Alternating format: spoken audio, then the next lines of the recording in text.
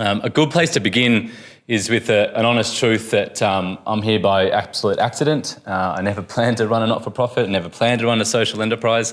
Once upon a time, I was an auditor at PricewaterhouseCoopers. Perish the thought, if you want to become an auditor, it's the most boring job you'll ever do in your life. And I do say that with a degree of respect for those studying auditing. But I ended up with a pretty simple choice to really just quit my job or face another consequence that I won't mention, but it was a very different side to life. And whilst studying auditing, I actually didn't even study auditing before I took the job at PricewaterhouseCoopers. All my mates would just go into the Big Four. I'm like, what's the Big Four? Like, these 4 accounting firms. I'm like, okay. So I applied for the job and got a job, and then I studied auditing. This is the worst subject I've ever studied. It's so boring. Got told by someone at PricewaterhouseCoopers, oh, no, it's okay, because when you're working at PricewaterhouseCoopers, it's very different to what you're studying. He was right. It was even worse. So I lasted 15 months at PwC, but before starting at PricewaterhouseCoopers, myself and a group of friends simply wanted to volunteer overseas. This was in 2008, and probably like some of you, we faced one significant problem, and that was the fact that exorbitant fees are attached to volunteering. And we had 10 friends that wanted to spend a summer in Africa with great skill sets, nursing, business, design, and a few other skill sets, including carpentry. And we were like, well, it's going to cost us $50,000 or $60,000, about $4,000 to $5,000, sometimes $6,000 per person per program. So about 50 to 60K to go volunteer. And we're like, well, that's a bit of a waste of cash. And so at the height of 2008, the global financial crisis, we launched a charity, which is probably the most stupid business model you can launch at that period, and started asking for money. But successfully raised $138,000 in 2 months, and then we needed a name and a bank account and a website, and next thing we're like, oh, we're running a charity here. But on the back of 2 successful projects, one in Malawi, building a primary school for a school that had 12 classrooms of 6,672 students, which was a success. And then on the back of building a couple of vocational training centres for children coming out of bonded labour in central region of Ghana called Kerekarachi. We came home, thanked our sponsors, thanked our family and friends, and thought we were done.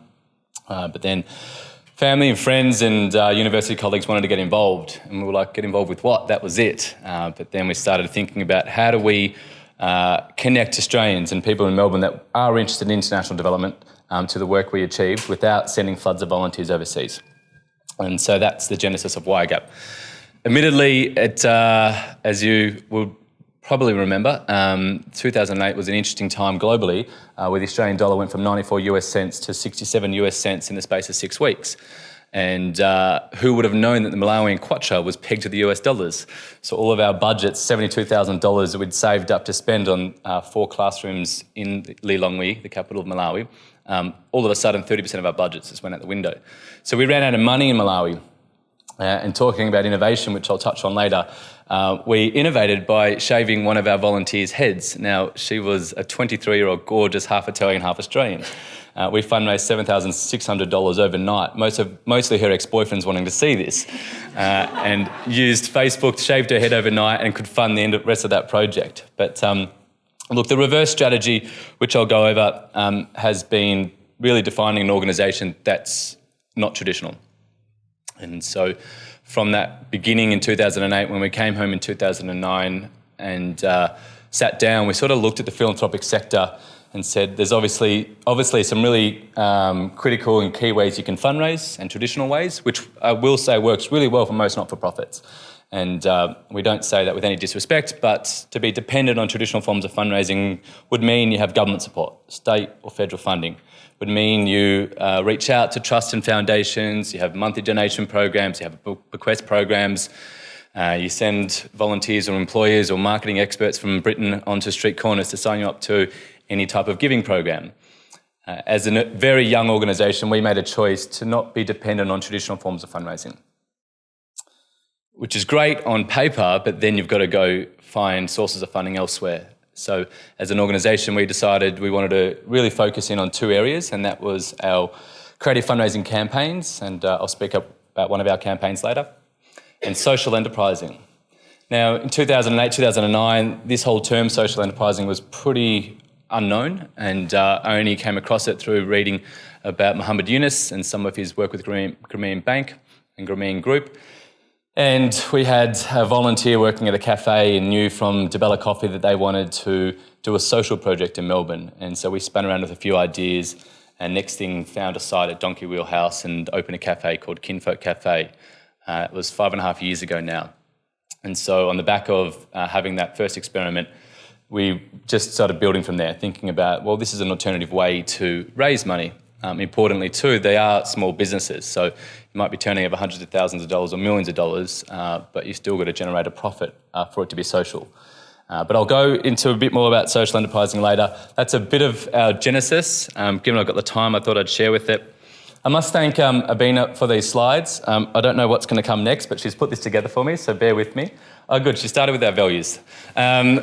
So more recently, we've gone through a huge organisational transition, including bringing Daniel on board and 5 other independent directors, or 4 other independent directors, 5 in total. But as an organisation, we've actually gone through a merger, and it's a really exciting thing for our not-for-profit. I'll speak about that later too. How we define these new 2 organisations that have become one is by a belief that we are entrepreneurs. So with what we do around our impact and what we do with our fundraising, we're really proud to focus on entrepreneurship. Then I think there was another slide in there that talks about working together, so I'll speak about working together. This is when you should check the slide pack. So working together means that everything we do globally and even locally is focused on working with people. And that working together piece is really critical for us too. No solution to poverty anywhere we work, across the world, across Africa and Asia, is driven from a methodology that we've developed here in Melbourne. And I don't want to shatter any of your dreams for those studying international development, but the worst methodologies and development theories you'll find are established here in Melbourne or in New York or in London or in Berlin from really smart international development masters students or employees. So a very quick synopsis of the development sector is that post sort of World War II, a colonial way of development was to take these methodologies and solutions around water irrigation, health, sanitation, education, and impose them on communities. And now we're seeing a huge shift away from these development models, and they're major international organisations that are coming to sort of a realisation that the best way to do anything in terms of international development is a focus on locally driven development. So when we talk about working together, everything we do is focused on the community solving problems that are local solutions. And so we are proud to find and enable local impact entrepreneurs. And I'll go into our program later, but one core thing about our program is you can't apply to become one of our impact entrepreneurs with the accelerator programs that we run if you're not from that community or that country. And we do get expat Australians, Americans, Swiss people that apply for the program, but our first rule is that you have to be local to solve that problem. Then, of course, to change lives. So we stand by this brand statement that we're entrepreneurs that work together to change lives. We exist to improve the lives of people living in poverty. As simple as that. That's our mandate. We have a few different ways we achieve that. But if we're not changing lives, we're not doing our job. That's the work together piece. So I thought I'd just start with a couple of our fundraising initiatives. I'm going to go into a bit of depth with 2 of them. One social enterprise, one creative fundraising campaign. More importantly than telling you the what, I thought I'd give you a bit of insight because I know people might be interested into the how we've created these social enterprises. Some of you are budding social entrepreneurs that probably want to break out of your mould and start initiatives and ventures. So I'll give you a bit of backdrop into these initiatives and enterprises that we are running. On the back of a successful experiment with Kinfolk Cafe, we decided we opened in March 2014, probably decided in late 2012, early 2013 that we wanted to have another crack in the hospitality sector. This time in the field of restaurants, moving away from just a cafe. And the Feast to Merit experiment's turned into a wonderful business. For those that haven't visited, it's on Swan Street, Richmond, which is open 7 days a week, breakfast, lunch and dinner, with the exception of Monday nights. But this story really glues together what the business is. And it comes on the back of an experience that one of our advisors had in Nagaland, which is northeast India, And Naga is a very Primitive tribal community that's trapped between Burma and India, has been fighting for independence for centuries. Interestingly, it was promised independence from Mahatma Gandhi in 1952, before Mahatma Gandhi was assassinated just less than 18 months later. So Nagans have never received independence. They do not consider themselves Burmese, nor do they consider themselves Indian. It's a very important strategic position though, because being a mountainous area, it reaches out and pierces into China. So neither the Burmese or the Indian want to give up Nagaland. And there's 42 Nagans in Australia. It's a very small community of Nagans in Australia. And they say that the border between Burma and India literally splits their community as it runs through their mountains. 3 Westerners have been to Nagaland, and we're very fortunate that someone connected to our organisation has been. And as he was walking through Nagaland, a elder was just showing him around the town, and he noticed all these wonderful coloured cloaks. And it was told that red was for education and green was for agriculture and yellow was for something else. Until he noticed one man walk by, quite an elderly man, that was wearing a golden cloak. And just stopped and asked him, what does a golden cloak represent? And this community elder went on to explain that whenever you become the richest person in Naga culture, so whenever you acquire a certain position of wealth, which is measured by livestock, property, and any other assets you have, there's a convention, a bit of a tradition, that you sell everything you own. Sell everything you own and you put a festival on for all the poor and disadvantaged people. And that festival can last for 2, 3, sometimes 4 weeks. And once everything you once owned has been distributed to everyone else in the community, you're bequested this golden cloak and you start again with nothing. And the elder turned to this advisor of ours and said, do you not have this in Australia? He said, no, we don't. So we had a fundraising dinner at Jean Pratt's house 2 years ago, and I warmly welcomed Jean to sell all her assets for YGAP. We'll happily spend her money, but she strangely never called me back with that one. So as a social enterprise, look, I shouldn't go into too much detail. I presume there's a working knowledge with the learned crowd here that you actually know what a social enterprise is. There's 2 forms of social enterprises, those that are driven by a profit motive that has impact with the profit, those that are driven by a purpose motive in the process of running the business will have a social return. We're very honest that we run commercial assets that are wholly owned by our not-for-profit, so therefore they have to be profitable to be social. We have social benefits built into the business, but as a social enterprise, Feast to Merit and Kinfolk and Photo for Freedom, other things we run, they have to be profitable for us to invest in our outcomes. So as a social enterprise, we thought that story of Feast to Merit perfectly captures who we are. There's no dividends to directors or shareholders. There's no side payments and remuneration packages. This is a wholly owned subsidiary of a not-for-profit. So every dollar of profit we make at the end of the year is invested into our outcomes. So when we heard that story, Feast of Merit, we could do nothing but call our restaurant Feast of Merit. We based this business on a very commercial basis, and that's for a clear reason.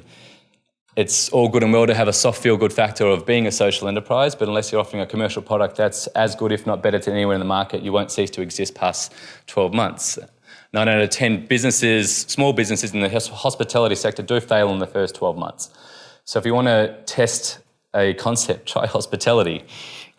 When trying to get funding together for Feast of Merit, we had to run around town. Even one of our co-founders, Elby Tomasi, who's got other restaurants and hospitality skill sets, Eleanor Critchley, who is a commercial interior designer that fitted the whole thing out, me with my 15 months experience at PricewaterhouseCoopers, but I did do other finance work after that in insolvency firms, so I'm a sucker for pain. We couldn't get funding for a large part. And this goes to the how too, for those that are wanting to start social enterprises. We had 6 advisors at that stage. They weren't board members, they were advisors to our not-for-profit. And each of those 6 advisors told us not to do Feast of Merit.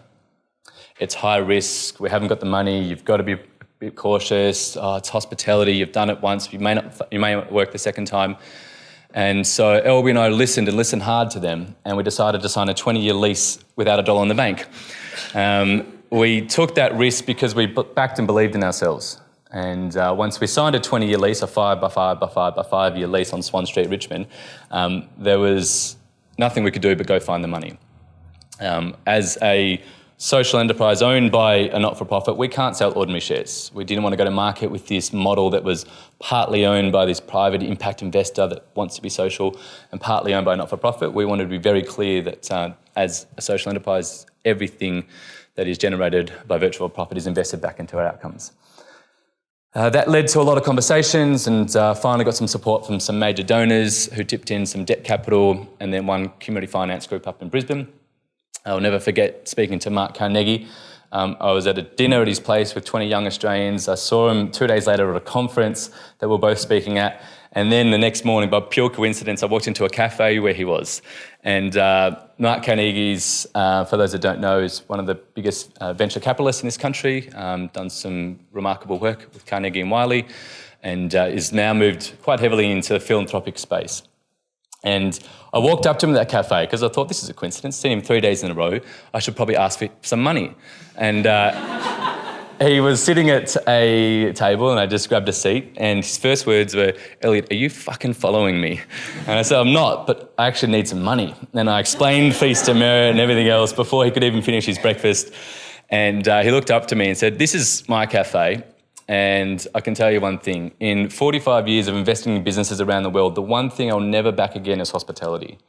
He goes, "I'm not going to back your," his words were, and I apologise for the French, his words were, "I'm not going to back your fucking restaurant because I know it will fail."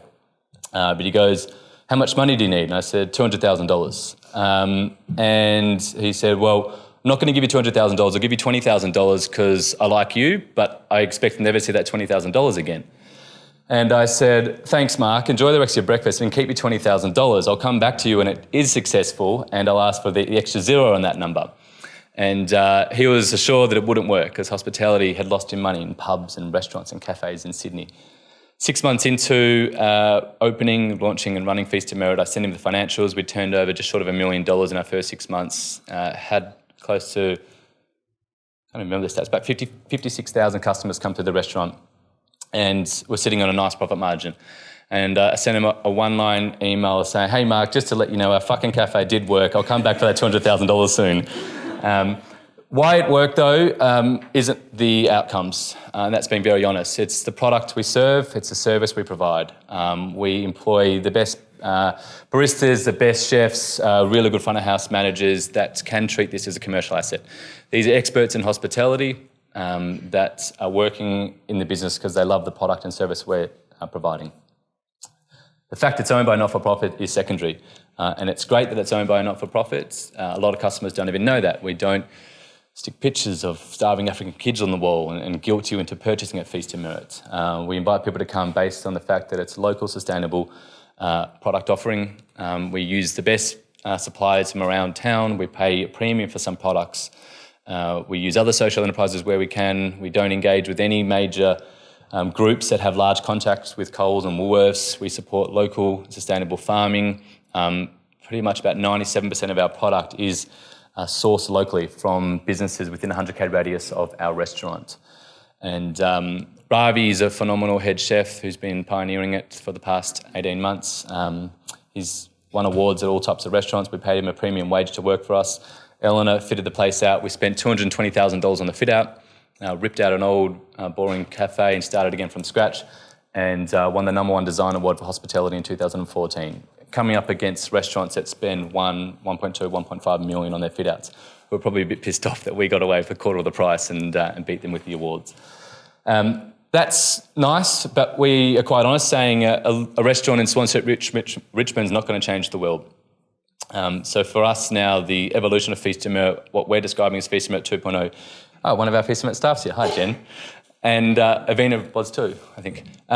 So anyway, we are very honest about the fact that a restaurant in Swan Street, Richmond won't change the world.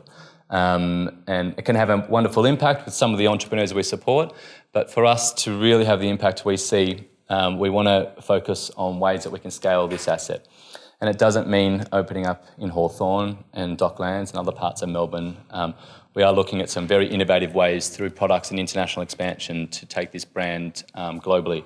And so the future of Feast to Merit is really bright. To conclude with our social enterprise arm of the not-for-profit, for us it's more the long-term strategies. We're turning over sort of $3+ million with fees to merit on a strong profit margin, but it's the long term. It's the 5, 6, 7 years away that we can get the margins off parts of the business that we can scale with. The short-term stuff that we focus on for quick wins is our creative fundraising campaigns.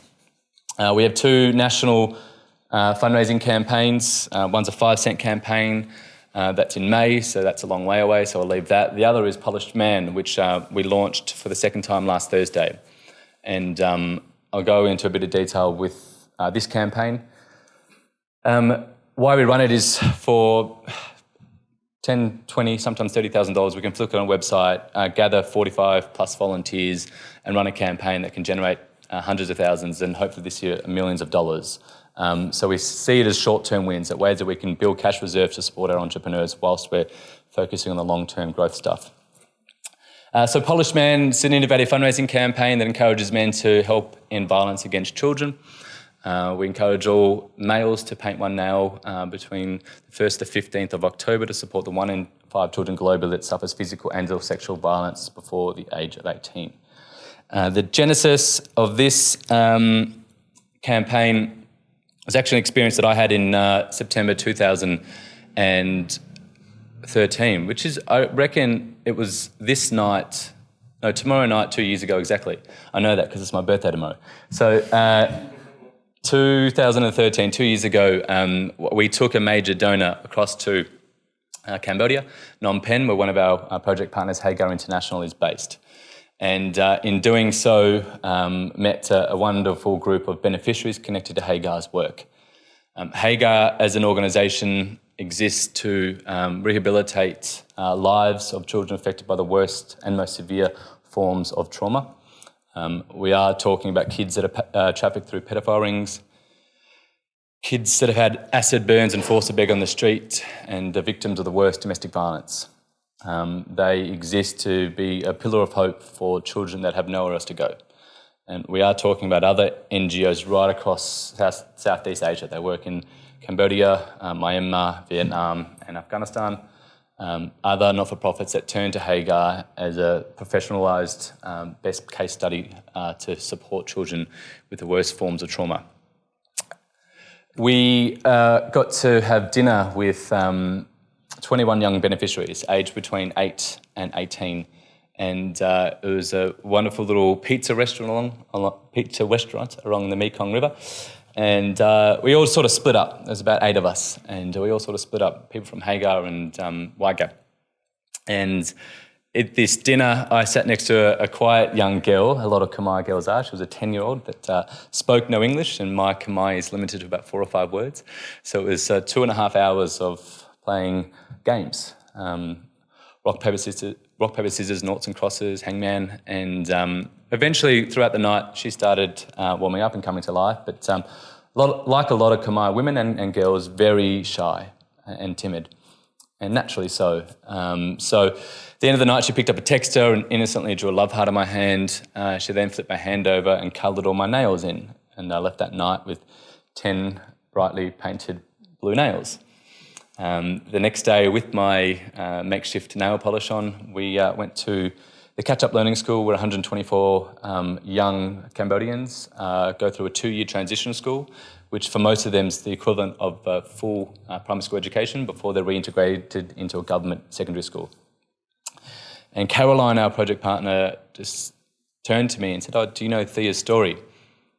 And I said, "No, it wasn't appropriate to ask the supervisor last night." And went on to tell me at the age of 8 years old, her father had passed away, sole breadwinner in the family, mother unable to look after her, made the unwilling decision to take her to an orphanage, and at the hands of a Westerner that ran the orphanage, suffered physical and sexual abuse every day for 2 years. Tragically, not an uncommon story, not just across Cambodia, but other parts of the world.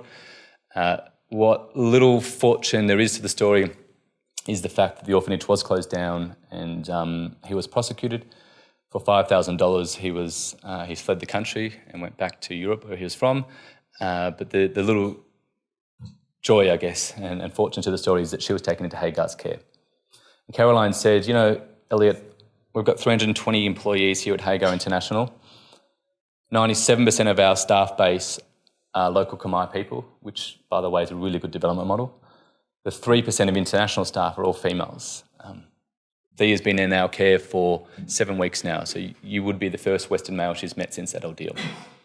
And knowing less than 24 hours before that she, obviously being shy, but still held enough love in her heart to innocently pick up a texter and draw that love heart in my hand, I made a passing comment to Caroline to tell Thea that when I returned home, I wear nail polish on one of my fingernails, just as a reminder to the experience I had with Thea.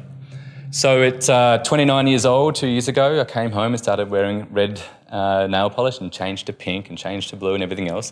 After a few months of wearing nail polish, I found it really difficult because it kept picking off. So I started getting it shellacked every couple of weeks.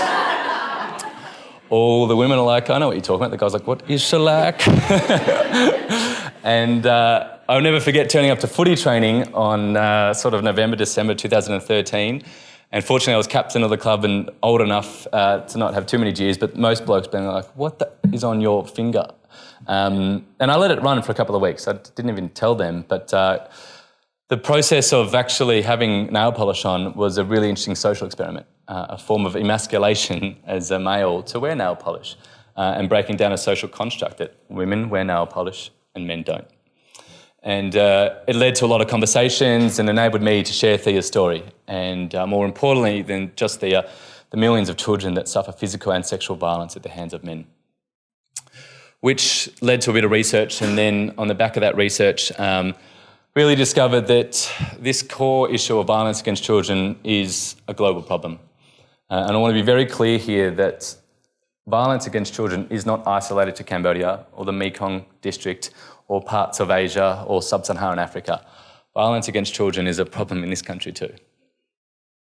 And I'll come back to that. But as I mentioned, 1 in 5 children are affected by violence globally before the age of 18. We look at this a perspective of physical and sexual violence and/or sexual violence, not emotional violence, physical and/or sexual violence. And that's quite a conservative estimate. That's 18.4% of kids. US and World Health Organization estimates. Some other estimates are as high as 25 to 28%.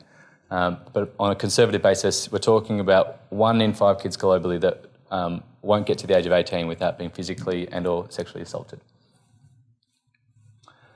Why do we focus on men, calling it a polished man campaign? It's pretty simple. 90% of sexual violence towards children are driven by men. And there's no ambiguity with that. That's a pretty ubiquitous statistic we found right across our research. Some stats are closer to 95, 96%. So when we're talking about sexual violence against children, over 90% is driven by men. We looked at this issue, and I'll be very frank here. We're a small not-for-profit based in Melbourne, Australia, with a bit of a national fundraising presence. We are not positioned to solving violence against children as an organisation. Okay, when we're talking about an issue of violence against children, we are talking about really the front line of human vulnerability. Children being the most precious resource we have, and globally, few organisations really having a voice around this issue. So, albeit we are small by nature, we want to be loud by voice. And so when we looked into this issue, what we found was a real absence of leadership. Across governments, multinational organisations, NGOs, small organisations, individuals, a growing voice, rightfully so, for violence against women, but very few organisations really having a large international voice around violence against children. We found a few groups doing some great work. Most of the work, like Hagar International, sits on the supply end. So what happens to a woman or child once they've been a victim of violence? The rehabilitation, the reintegration, the recommunication, the education, all those factors that restores a broken life, which is critical. Very, very few, and in fact 3 that we found doing it in any substantial way globally, 3 that work on the demand end. And so with my partial economic hat on, it's sort of like, well, as powerful as it can be to support the Hagars and other organisations that work on the implications of violence, what is being done to take a back step and actually focus on mitigating this problem? we're not creating a vacuum by taking more girls out of brothels and creating a vacuum for other girls to be trafficked into brothels. I shouldn't say just girls too. Boys, of course, suffer at the hands of people too. So when we're looking at that spectrum, we just thought, well, let's take a back step here and focus on the demand end. How do we actually engage men in this conversation? 3 groups that we found doing it globally. 2 are missionary groups, very avant-garde, heading straight into brothels, grabbing kids, talking to Johnnies or pedophiles, if you like, and trying to encourage them in some form of a way, in a missionary way, evangelical way, to bring them to Christ and have a moment that they were going to somehow stop raping a child. Great, but ineffective to a degree. And I don't want to be rude, but that approach isn't effective. A couple of groups in Africa that were doing okay work but really weren't finding a strong enough voice. So when we launched this campaign last year, we were very honest about who we were and the size of the organisation, but what we could achieve.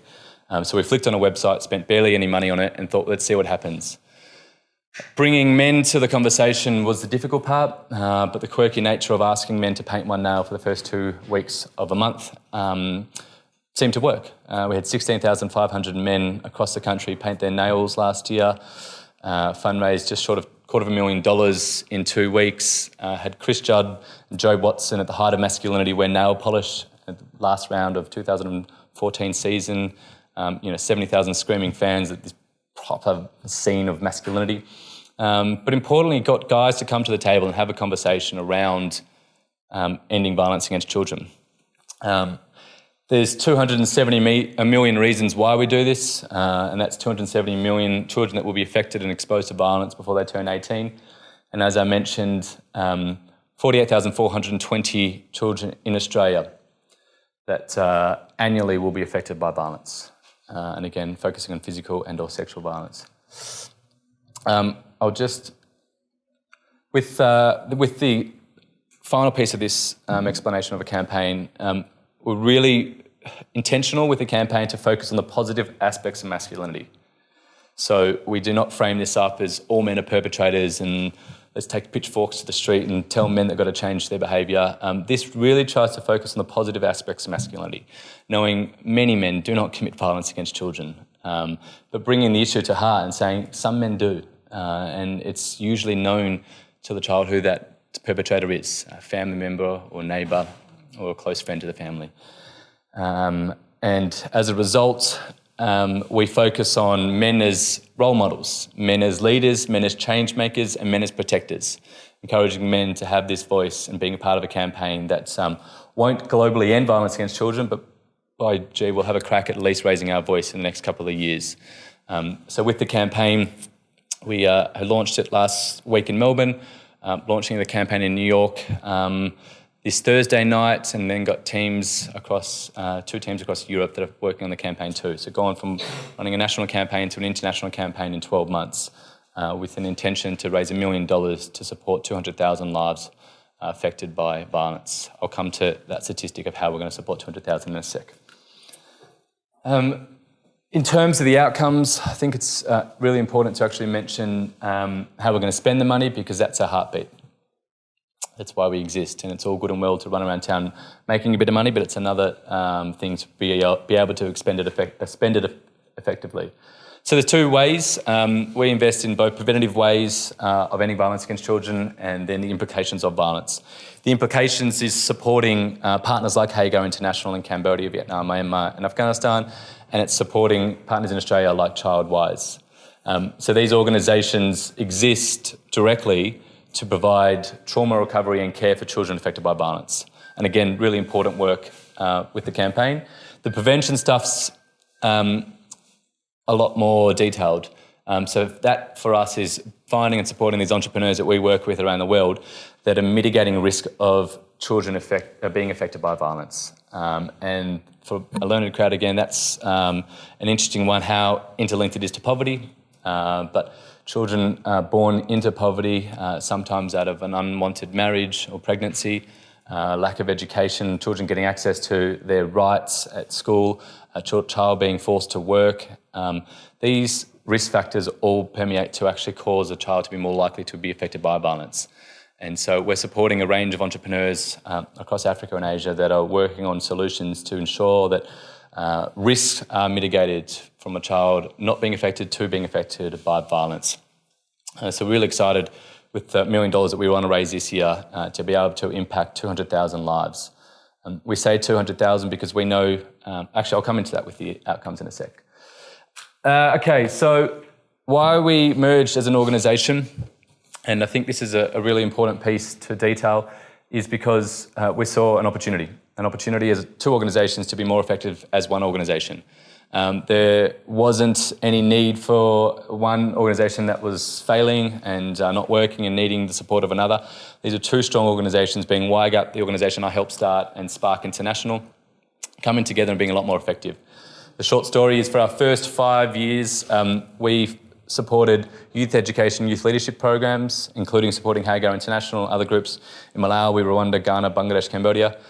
Then, but it was very traditional. We're building schools, running teacher training programs, youth leadership programs, and put simply, we woke up one day and said, well, if we're being innovative with how we fundraise, with social enterprises and creative fundraising campaigns, how can we tell our donors that we're entrepreneurial and innovative if we're going to Africa and Asia and being very traditional? And we got to the point at 5 years old and said, why do we exist? Been putting so much, and most of us were volunteers, myself included at this stage. Why do we exist as an organisation if we are as effective, if not less effective, than large international development organisations at building schools, running teacher training programs, youth leadership programs? So we got very interested and passionate about our heartbeat, which was innovation and social entrepreneurship. So then began a bit of research around how do we build a model that's world-class at finding and supporting social entrepreneurs, or as we call them, impact entrepreneurs. As a result, we found an organisation in Sydney that was doing just that, Spark International. So we were being very successful with our fundraising, and to a degree, we weren't too sure if our impact was right. Spark, on the other hand, had a phenomenal model at finding and supporting impact entrepreneurs across South Africa, Papua New Guinea and Kenya. But we're struggling to fundraise. And knowing the two co-founders, Aaron and Caitlin Tate, were coming back to Australia every year after running these programs around the world and coming home and not being able to fundraise, annually turning over $130,000, $140,000. And so we began a conversation as sort of 5 co-founders across the two organisations to what the power would be to bring YGAP and Spark together. Bit of a, I guess, highlight for the not-for-profit sector because it doesn't happen too often. There's a lot of issues around brand, boards, egos that are attached, fundraising strategies that are attached to organisations that prevent them from talking about mergers, but it's probably one sector in this country that could do with a lot more mergers. I think it's 60,000 plus not-for-profits that do exist in this country. And I don't even want to guess how many are focused on cancer or homelessness, but we saw an opportunity and we jumped at it. Did the due diligence, took us 12 months, and we dated for a while before we got married. We're not near a divorce yet, so that's a good thing. It's only been 6 months, but these two organisations, bringing them together enabled us to bring on a new board, bring on a new way of doing things. And importantly, had, for the first time in our journey, had a whole organisation from start to finish that was authentically focused on one thing, and that was using entrepreneurship to solve major problems centred around poverty. So I've talked a lot about our fundraising, but I just want to end with talking about how we actually work with these entrepreneurs.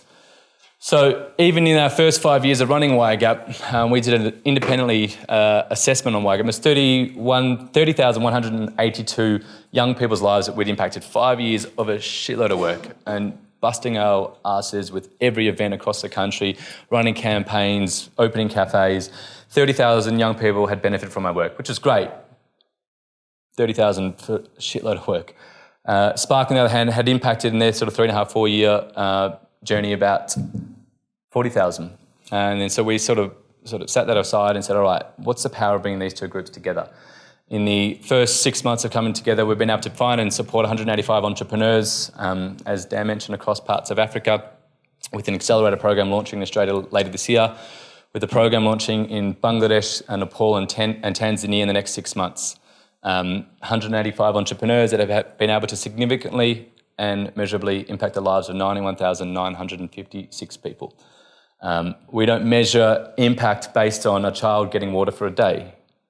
We measure impact on a child having access to fresh water for the rest of their life.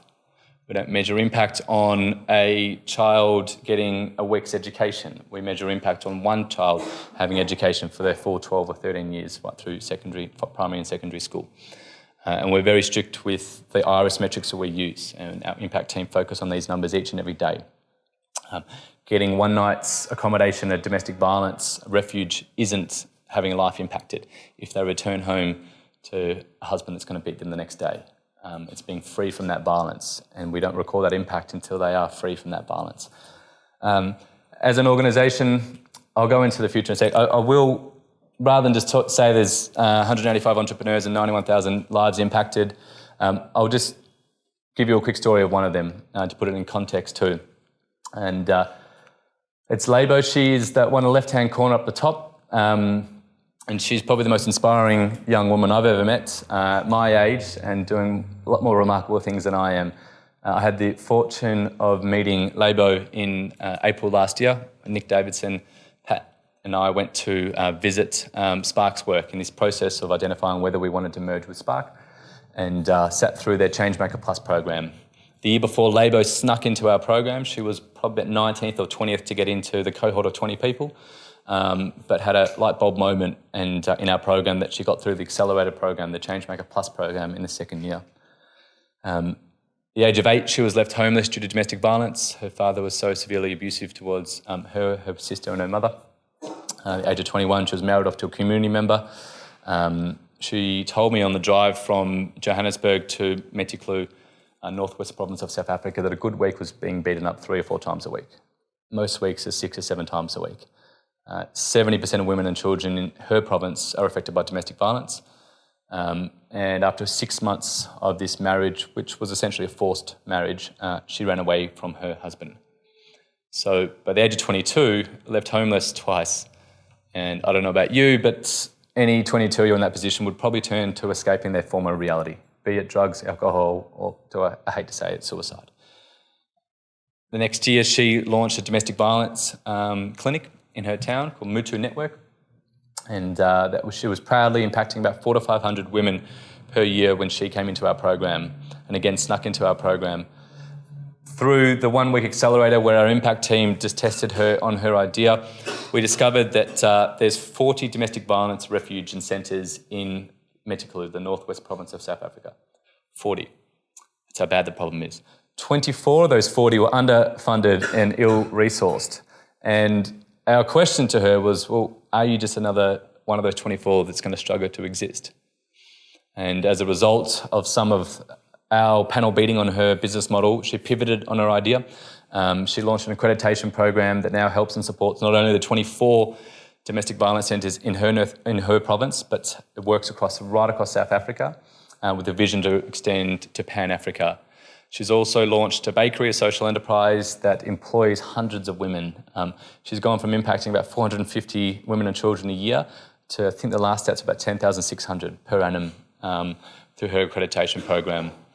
We are, and I'll be very honest, a very, very, very small piece of that journey. In a 1-week accelerator could get her to pivot on her thinking, move away from just being another statistic in a province that's affected by violence to supporting domestic violence centres right across South Africa. And we want to empower women like Lebu Bogipane. Lebu.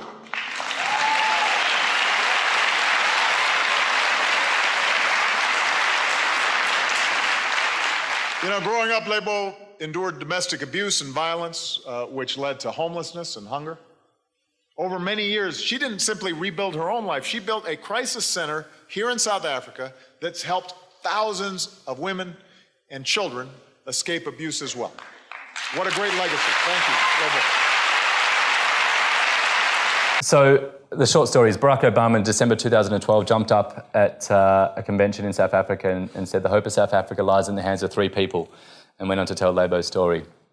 And we're really proud of where she's at now. And as an organisation, we're pushing her to meet other groups. We focus on early stage entrepreneurship, we find and support early stage entrepreneurs. And when they get to labour stage of impacting tens of thousands of lives, we encourage them to go speak to the Echo and Greens, Acumen Funds, Ashoka Fellows, and Skull Foundations that can then provide more tailored support for her to scale her vision across South Africa. I'll just end with this very quick objective. It's great, and we're very proud of where we're at now as an organisation by mid-2015 to have impacted 91,000 lives, but setting a clear goal and objective to impact significantly, measurably the lives of 1 million people by 2018. My ending will be just focused on some of you, because along this whole journey, 7 years now of being an accountant, working in corporate finance and now running a not-for-profit with a couple of social enterprising and pushing a bit of an innovative approach. We think it's the beginning, but I got challenged last week by the CEO and co-founder of Intrepid Travel, obviously a multi-million-dollar company in this country, who just asked me what my personal purpose was. And I launched into this hoo-ha about, waking up in the morning for these entrepreneurs we're supporting and encouraging my friends to get engaged in philanthropy. And he just stopped me and said, no, that's your organisational purpose. What's your personal purpose? And I struggled to think about that difference. And for those that are connected to the Compass program, for those that are starting enterprises outside of Melbourne University, for those that are learning about social enterprise for the first time, just having that difference between a personal purpose and an organisational purpose is important. And knowing what your personal purpose is and what your purpose for the organisation is critical too. So I will mention that with our Exchange Accelerator, we are taking applications for early stage entrepreneurs in this country, and Pat O'Callaghan's doing a great job with managing these applications for those interested, but others beginning their personal purpose journey or their organisational journey. It's a wonderful ecosystem. It really is. And what Daniel's doing in Impact Investment Australia, what FYA are doing, Difference Incubator, SSE, 7 years ago there was none of that. We started YGAP. There were 2 youth-run, youth-led organisations in this country, Oak Tree Foundation and Reach Foundation. No other youth-run, youth-led organisations. And we went through no accelerators, no incubators, no university programs. And I envy you because it's an amazing opportunity to be able to be here at a university that provides that opportunity. So good luck with your journeys and happy to answer questions or stick around. Cheers.